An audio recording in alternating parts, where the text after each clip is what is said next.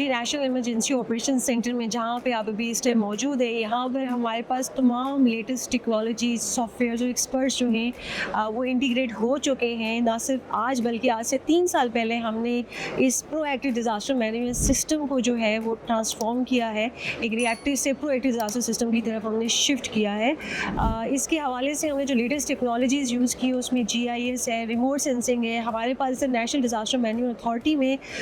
400 से ज़ायद satellite fields आ रही है जिनकी बहुत अच्छी स्पेशल और स्पेक्ट्रल और टेम्पोरल रेजोल्यूशन है। डिफरेंट सोर्सेज से जो है आ रही है, जिसमें नासा के कुछ सैटेलाइट्स मौजूद हैं, यूरोपियन सैटेलाइट्स मौजूद हैं, जापान के कुछ सैटेलाइट्स मौजूद हैं। और उसका पर्पज़ ये है कि एक तो हम रियल टाइम सिचुएशन को मॉनिटर करें, प्लस हम pre and post damage assessment करें सैटेलाइट की मदद से।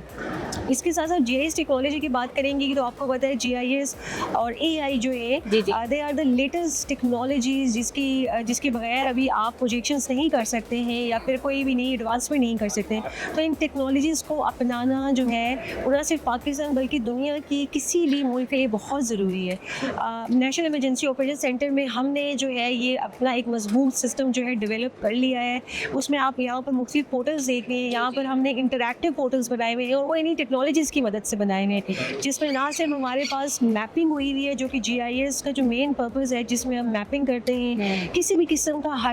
एनालिसिस हो, चाहे अगर अभी आपको पता है हम मानसून की सिचुएशन से गुजर रहे हैं तो इसके जितना भी हाइड्रोलॉजिकल एनालिसिस है या जो हमने अर्थक्वेक जो है अफगानिस्तान में देखा है, तो बेसिकली तमाम हैज़र्ड की मॉनिटरिंग, उसके एनालाइज उसको करना, उसका एनालिसिस जो है और उसकी प्रोजेक्शन जो है वो मुख्तलिफ एनवायरनमेंट में होती है। उसमें जिन टेक्नोलॉजीज़ का आपने नाम लिया है, चाहे वो AI हो, चाहे वो GIS हो, तो हमने इन्हीं की मदद से, ये टेक्निक की मदद से जो है वो काबिलियत हासिल कर ली है। अच्छा मैम, आपने देखा होगा तो रिश्ता इंडिया जो आबी जारियत पे उतरा हुआ है, तो इंडिया जो है वो जब पानी पाकिस्तान की तरफ छोड़ता है तो वो क्या पहले से आगाह करता है या क्या हमारे पास इस तरह का सिस्टम मौजूद है कि हमें सरहद पार जब पानी छोड़ा जाता है तो हमें कुछ आगाही मिलती है इस चीज़ की? देखिए, अभी जो आपको मालूम भी है कि इंडस वाटर ट्रीटी जो है वो अपलिफ्ट हो गई थी, जिसकी वजह से जो है कोई डाटा हमारे साथ शेयर नहीं हो रहा था। लेकिन जैसे कि मैंने आपको पहले भी बताया है कि नेशनल इमरजेंसी ऑपरेशन सेंटर ने एक ऐसा मजबूत सिस्टम बना लिया है। अभी हम उनके डाटा पे ऐसा रिलाय नहीं करते। हमने आज से 10 महीने पहले ही एक ऐसा मॉडल जो है, AI मॉडल जो है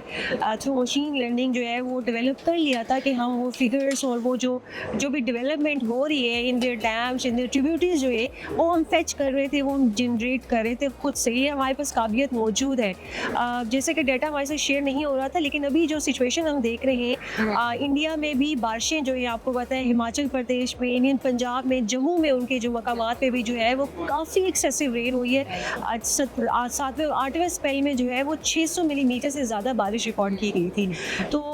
एक तो उनके पास भी ऑप्शन नहीं थी कि उनके डैम्स भी भर चुके थे, बारिशें भी काफ़ी ज़्यादा वहाँ पर हुई, प्लस जो लैंड था वहाँ पे वो भी काफ़ी सैचुरेटेड हो गया था, तो अल्टीमेटली पानी ने डाउन स्ट्रीम भी आना था। मैम मुझे ये बताइएगा कि आजकल आप देख रही होंगी कि ये डिबेट चली हुई है कि डैम होते तो ये ना होता, डैम होते तो ये ना होता, लेकिन डैम होंगे तो भी खतरात हैं, तो इस हवाले से ज़रा आगाही दीजिए।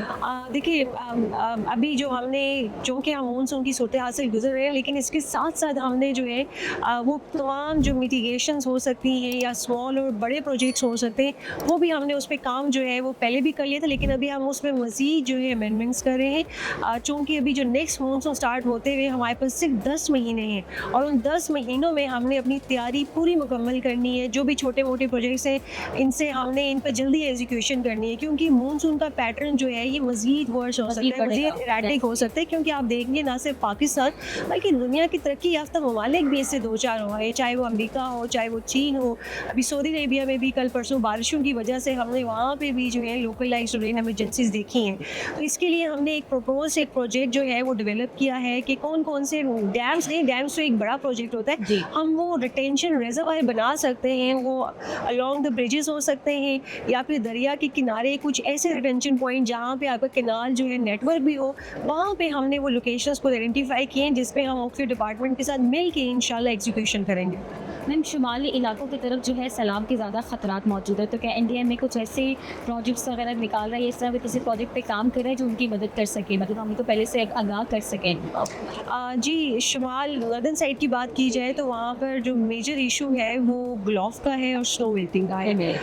ग्लोव का मतलब ग्लेशियल लेकआउट बस फ्लडिंग है। आपने देखा होगा कि हमारे पाकिस्तान में जो है वो स्नो मेल्टिंग इस साल जो है दर्जे हरारत शुमाल में वो काफ़ी ज़्यादा रहा है। 5 से 7 डिग्री जो है वो एक नॉर्मली रही है दर्जे हरारत इस साल मानसून में भी, और इससे पीछे जो जून के महीने में हीट वेव में भी। तो डेफिनेटली इसकी वजह से काफ़ी स्नो मेल्टिंग हुई है और ये भी बहुत बड़ा रीज़न था जो कि अल्टीमेटली हमारे दरियाओं में दाखिल हुआ है। इस पे बिल्कुल हमारे कुछ प्रोजेक्ट बने हुए हैं जो कि इंशाल्लाह हम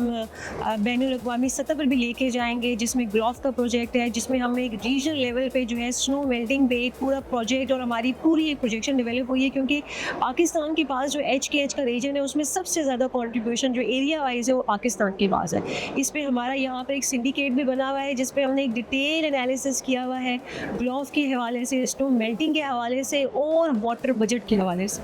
मैम वैसे तो एनडीए में बहुत अच्छा काम कर रहा है और ये हमें पता भी है सबको, लेकिन क्या एआई की मदद से सैलाब की पेश को या बर वक्त वार्निंग सिस्टम को मज़ीद मौसर बनाया जा सकता है, और एनडीए में क्या इक़दाम करिए फॉर फ्यूचर? जी बिल्कुल, AI क्या बल्कि जितनी भी टेक्नोलॉजीज़ हैं उसमें रिमोट सेंसिंग भी शामिल है, आपका ग्राउंड सेंसर डाटा शामिल है, आपका हिस्टोरिकल डाटा शामिल है। इन तमाम की एक क्यूमुलेटिव फिगर लेके हम बिल्कुल प्रोजेक्शन जो है वो मज़ीद बेहतर कर सकते हैं, चूँकि हमने ये टारगेट अचीव कर लिया है, बट मज़ीद इसकी एक्यूरेसी, इसकी क्रेडिबिलिटी को बढ़ाया जा सकता है। पाकिस्तान में भी जो करंट सिचुएशन चल रही है स्पेशली इन सिंध, और सब लोग कह रहे थे काला बाग डैम बनाया जाए, तो इस हवाले से थोड़ा मुझे बताइएगा। करंट सिचुएशन की आप बात कर रही हैं तो आप देख रहे हैं कि हमारा मुल्क जो है एक सैलाबी सूरत हाल से गुजर रहा है, स्पेशली जो हमारे ईस्टर्न रिवर्स हैं सतलज, रावी और चेनाब। इसकी मैंने अभी आपको वजूहात बताई है। एक तो इंडियन साइड से जो रिलीज़ हुए वाटर उनके डैम से, इसके साथ साथ जो बारिशें हुई हैं ना सिर्फ हमारे खित्ते पे, हमारी नॉर्थ ईस्टर्न साइड पे, बल्कि उनकी रीजन में भी, हिमाचल प्रदेश, जम्मू में, ये तमाम फैक्टर्स मिल के हमने अपने दरियाओं में तुग़यानी देखी है और जो कि अल्टीमेटली डाउन स्ट्रीम मूव कर रही है। अभी जो हम सिचुएशन जो हमने एंटिसिपेट की हुई है विद द कंसर्न डिपार्टमेंट वो यही है कि पंजनत पे ये चारों दरिया जो है या 5 दरिया जो कि झेलम, ब्यास और सतलज और रावी मिल के जो है पंजनत पे ये 4 से 5 तारीख को पहुंच जाएंगे, और वहाँ पे जो रेला क्यूमुलेटिव हम देख रहे हैं वो 7 से 7.5 लाख का होगा। और इसने फिर शामिल होना है गुद्दू में, जो कि सिंध का पहला हेडवर्क वहाँ पर अपर सिंध में आता है। वहाँ पर जो रेला हम देख रहे हैं वो तकरीबन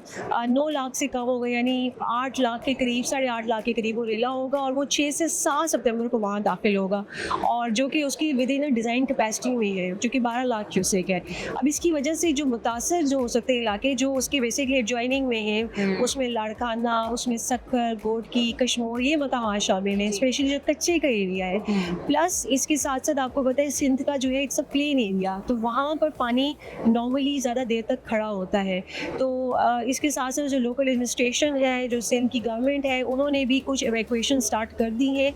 जो कि एक बहुत अहम पहलू है, और इसमें हम कोशिश करेंगे। अभी तक की मैं आपको ये भी बताना चाहूँगी कि जो अगर आप हमारी सिक्टर देखें जो हमारी वेबसाइट पे मौजूद है, तो आपने उसमें देखा होगा कि अभी तक जो बात हुई है वो 800 के लगभग है। ये बेसिक जो फिगर है इसमें 700 के करीब वो टीपी की है, जो कि पिछले फ्लैश फ्लडिंग हुई थी बुनेर और बाजोड़ में और मुख्तलिफ मकामात में।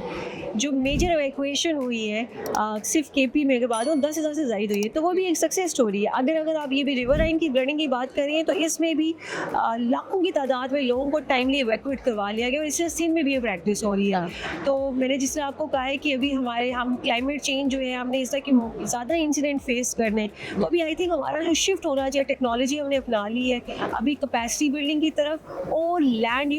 प्लानिंग की तरफ, यानी कि हमने दरियाओं के इर्द गिर्द जो इंक्रोचमेंट हुई है